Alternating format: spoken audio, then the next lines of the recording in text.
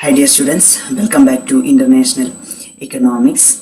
International Economicsൽ നമ്മൾ ഈ ഒരു ബാലൻസ് ഓഫ് പേയ്മെൻറ്റ്സ് ഡിസിക്വിലിബ്രിയവും അതുപോലെ തന്നെ the measures to correct balance of payments disequilibrium എന്തൊക്കെയാണ് എന്നുള്ളതാണ് നമ്മൾ ഡിസ്കസ് ചെയ്തുകൊണ്ടിരിക്കുന്നത്.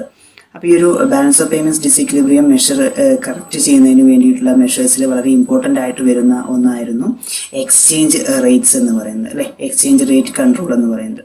അപ്പോൾ ഈ ഒരു എക്സ്ചേഞ്ച് റേറ്റ് കൺട്രോൾ ചെയ്യുക വഴി balance of payments disequilibrium surplus ആണെന്നുണ്ടെങ്കിലും അതുപോലെ തന്നെ ഡെഫിസിറ്റ് ആണെന്നുണ്ടെങ്കിലും അത് കൺട്രോൾ ചെയ്യാനായിട്ട് സാധിക്കുന്നു എക്സ്ചേഞ്ച് റേറ്റ് കൺട്രോൾ ചെയ്തുകൊണ്ട്. ഓക്കെ, ഇപ്പോൾ കറൻസി ഡിപ്രീസിയേഷൻ സംഭവിക്കുന്നു, അതുപോലെ തന്നെ അപ്രീസിയേഷൻ സംഭവിക്കുന്നു. അപ്പോൾ ഈ അപ്രീസിയേഷൻ ഡിപ്രീസിയേഷൻ സംഭവിക്കുന്നതിൻ്റെ ഭാഗമായിട്ട് അത് ബാലൻസ് ഓഫ് പേയ്മെൻറ്റ്സിനെ അത് എഫക്റ്റ് ചെയ്യുന്നുണ്ട്. അപ്പോൾ ആ ഒരു ബാലൻസ് ഓഫ് പേയ്മെൻറ്റ്സ് ഈ ഒരു സർപ്ലസോ ഡെഫിസിറ്റോ ഉണ്ടാകുന്ന സമയത്ത് ഡിപ്രീസിയേഷൻ വഴിയും അപ്രീസിയേഷൻ വഴിയും അത് കൺട്രോൾ ചെയ്യാനായിട്ട് സാധിക്കും. അപ്പോൾ ഈ ഒരു കറൻസിയുടെ ഡിപ്രീസിയേഷൻ എങ്ങനെയാണ്, ഈ ഒരു എക്സ്ചേഞ്ച് റേറ്റിൽ ഉണ്ടാകുന്ന ഡിപ്രീസിയേഷനും അപ്രീസിയേഷനും ഒക്കെ എങ്ങനെയാണ് ഈ ഒരു ബാലൻസ് ഓഫ് പേയ്മെൻറ്റ്സിലെ ഡെഫിസിറ്റ് കറക്റ്റ് ചെയ്തുകൊണ്ട് ബാലൻസ്ഡ് ആയിട്ട് പോകുന്നത് എന്നുള്ളത് ഒരു എക്സാമ്പിൾ ഉപയോഗിച്ചുകൊണ്ടാണ് നമ്മൾ ഇന്നത്തെ ക്ലാസ്സിൽ എക്സ്പ്ലെയിൻ ചെയ്യാനായിട്ട് പോകുന്നത്. Okay, welcome to this session.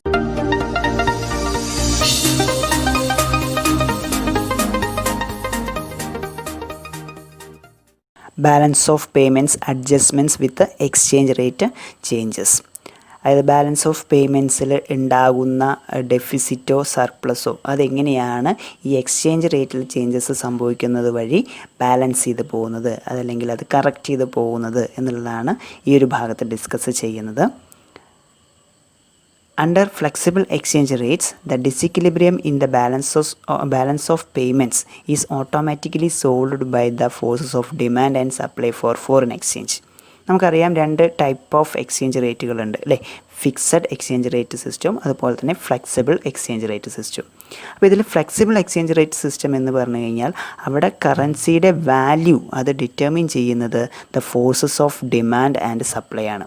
അപ്പോൾ ഒരു കൺട്രിയുടെ കറൻസിയുടെ ഡിമാൻഡും സപ്ലൈയും ചേർന്നുകൊണ്ടാണ് അവിടെ കറൻസിയുടെ വാല്യൂ ഡിറ്റർമിൻ ചെയ്യുന്നത്.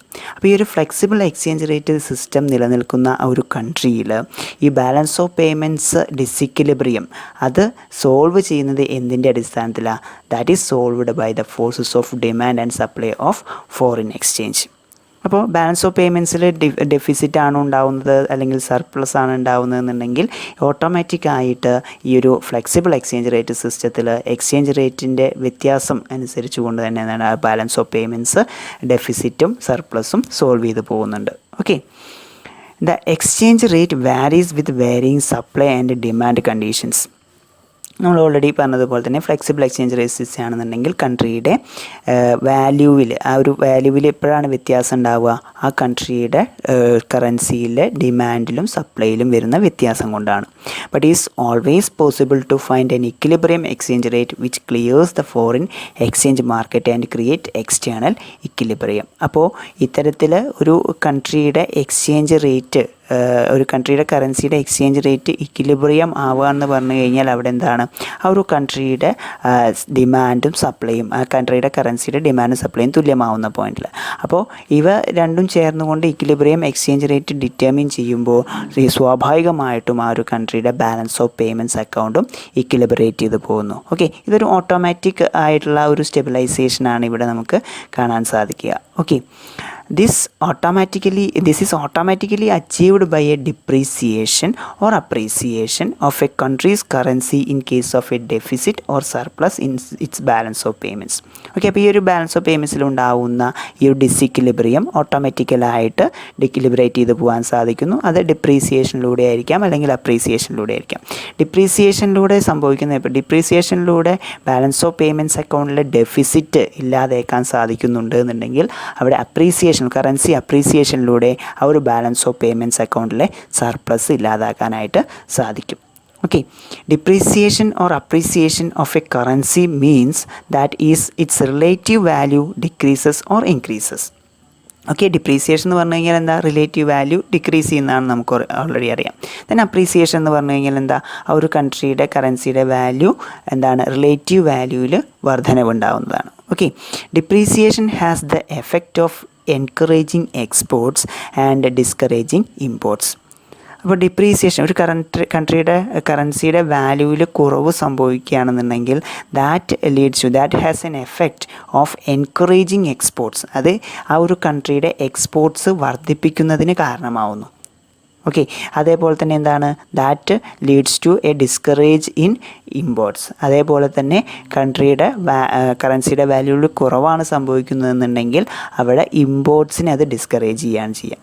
നമ്മൾ ഓൾറെഡി നമുക്കറിയാവുന്ന കാര്യം തന്നെയാണ് അല്ലേ. അതായത് കൺട്രിയുടെ കറൻസിയുടെ വാല്യൂ കുറയുന്നുണ്ട് എന്നുണ്ടെങ്കിൽ അവിടെ എക്സ്പോർട്ട് ചെയ്യുമ്പോഴാണ് ആ ഒരു കൺട്രിക്ക് കൂടുതൽ വരുമാനം ലഭിക്കുന്നത്. അപ്പോൾ കൂടുതൽ എക്സ്പോർട്ട് ചെയ്യുന്ന സമയത്ത് എന്താണ്, ആ ഒരു എക്സ്ചേഞ്ച് റേറ്റിൻ്റെ അടിസ്ഥാനത്തിൽ ഈ എക്സ്പോർട്ടിങ് ഇൻഡസ്ട്രീസിന് ധാരാളം ലാഭം ലഭിക്കുന്നു.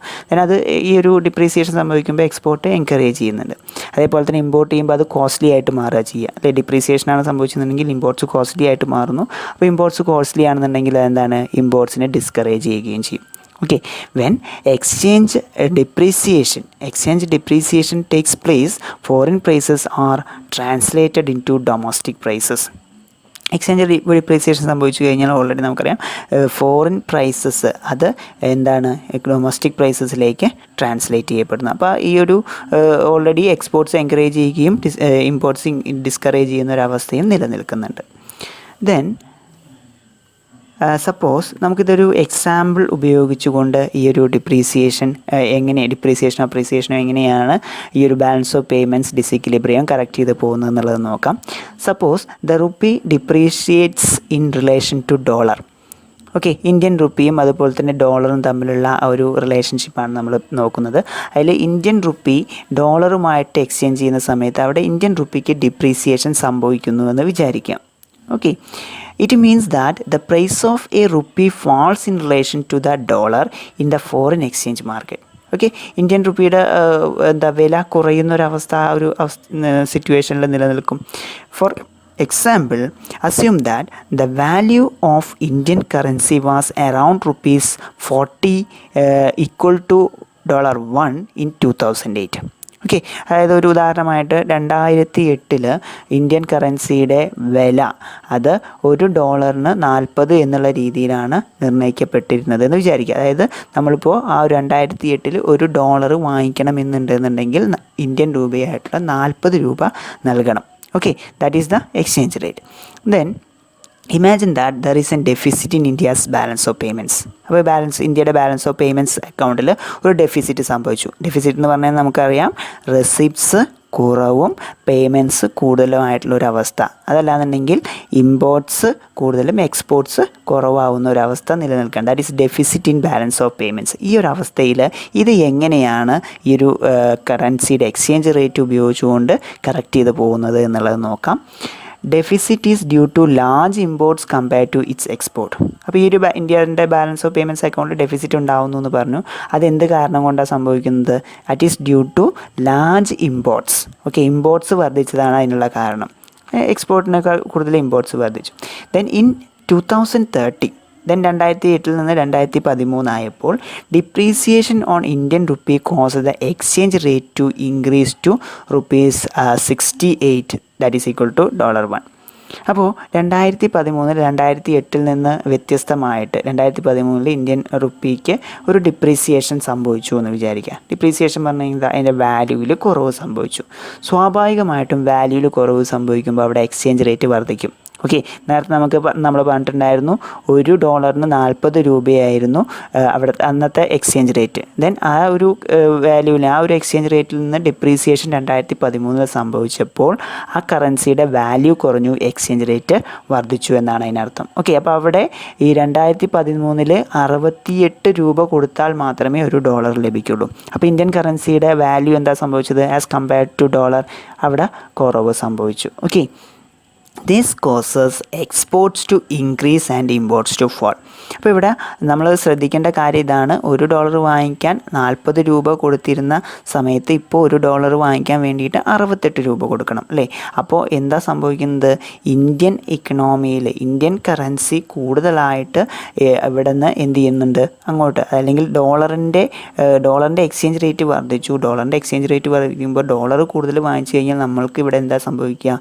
ലാഭം ലഭിക്കും അല്ലേ. ഡോളർ എക്സ്ചേഞ്ച് ചെയ്യുന്ന സമയത്ത് ഇന്ത്യൻ റുപ്പി കൂടുതൽ കിട്ടുന്നു. അപ്പോൾ അതിൻ്റെ ഭാഗമായിട്ട് ഇന്ത്യൻ എക്കണോമിക്ക് ലാഭം ഉണ്ടാവുകയാണ് ചെയ്യുക. അത് ഇന്ത്യൻ എക്കണോമിയുടെ എക്സ്പോർട്സ് വർദ്ധിക്കുന്നതിന് കാരണം കൂടുതലായിട്ട് യു എസിലേക്ക് കമ്മോഡിറ്റീസ് എക്സ്പോർട്ട് ചെയ്ത് കഴിഞ്ഞാൽ കൂടുതൽ ഫോറിൻ കറൻസീസ് ഇങ്ങോട്ട് കിട്ടുകയും കൂടുതൽ ഫോറിൻ കറൻസീസ് എക്സ്ചേഞ്ച് ചെയ്യുന്ന സമയത്ത് ഇന്ത്യയുടെ ആ ഒരു ഇന്ത്യൻ കൺട്രിയുടെ ഒരു ഫേവർ ആയിട്ടുള്ള ഒരു ബാലൻസ് ഓഫ് പേയ്മെൻറ്റ്സ് ആയി മാറുകയും ചെയ്യുന്നു. Okay, this causes exports to increase. അപ്പോൾ ഇത്തരത്തിൽ ഡിപ്രീസിയേഷൻ സംഭവിച്ചു കഴിഞ്ഞാൽ ആ ഒരു ഡിപ്രീസിയേഷൻ്റെ ഭാഗമായിട്ട് ഇന്ത്യൻ എക്സ്പോർട്സ് വർദ്ധിക്കുന്നു. Then and imports to fall. അതേപോലെ തന്നെ ഇമ്പോർട്ട് കോസ്റ്റ്ലി ആയിട്ട് മാറുകയും ചെയ്യും. അതുകൊണ്ട് തന്നെ ഇമ്പോർട്ട്സ് കുറയുകയും ചെയ്യും. Okay, then in 2008 an Indian citizen could purchase $1 worth commodity with ₹40, but the same dollar worth commodity is worth ₹68 today. അല്ലേ? അതായത് ടുഡേ എന്ന് പറയുന്നത് അവിടെ 2013 കണക്ക് ഉപയോഗിച്ചുകൊണ്ടാണ് നമ്മൾ പറയുന്നത്. ആദ്യം ആ ഒരു സമയത്ത് 40 ആയിരുന്നത് പിന്നീട് 68 രൂപയായിട്ട് മാറി. Hence imports fall and export increases. Okay, the balance of payments move back to equilibrium. അപ്പോൾ ബാലൻസ് ഓഫ് പേയ്മെൻറ്റ്സിൽ ഡെഫിസിറ്റ് ഉണ്ടായിരുന്നത് ഇതിലൂടെ ഇമ്പോർട്ട് കുറവായതുകൊണ്ടാണ്, ഇമ്പോർട്ട് കൂടുതലും എക്സ്പോർട്ട്സ് കുറവായതുകൊണ്ടാണ് അവിടെ ബാലൻസ് ഓഫ് പേയ്മെൻറ്റ്സ് ഡെഫിസിറ്റ് ഉണ്ടായിരുന്നത്. അപ്പോൾ ഇവിടെ കറൻസിയുടെ വാല്യൂവിൽ ഡിപ്രീസിയേഷൻ സംഭവിച്ചതിൻ്റെ ഭാഗമായിട്ട് ഇമ്പോർട്ട്സ് കുറയുകയും എക്സ്പോർട്ട്സ് വർദ്ധിക്കുന്നതിനും അത് കാരണമായി. അപ്പോൾ ഈ ഒരു രീതിയിൽ ബാലൻസ് ഓഫ് പേയ്മെൻറ്റ്സ് ഇക്വിലിബ്രിയേറ്റ് ചെയ്ത് കൊണ്ടുപോകാനായിട്ട് സാധിക്കും. Okay, that is these all are command automatic ആയിട്ടാണ് ഈ ഒരു കാര്യങ്ങളൊക്കെ സംഭവിക്കുന്നത്. ഓട്ടോമാറ്റിക്കായിട്ട് ഡിപ്രീസിയേഷൻ സംഭവിക്കുമ്പോൾ എക്സ്പോർട്ട്സ് വർദ്ധിക്കുകയും ആ ഒരു ബാലൻസ് ഓഫ് പേയ്മെൻറ്റ്സ് അക്കൗണ്ടിൽ ഉണ്ടാകുന്ന ഡെഫിസിറ്റ് കുറയുകയും ചെയ്യുന്നു.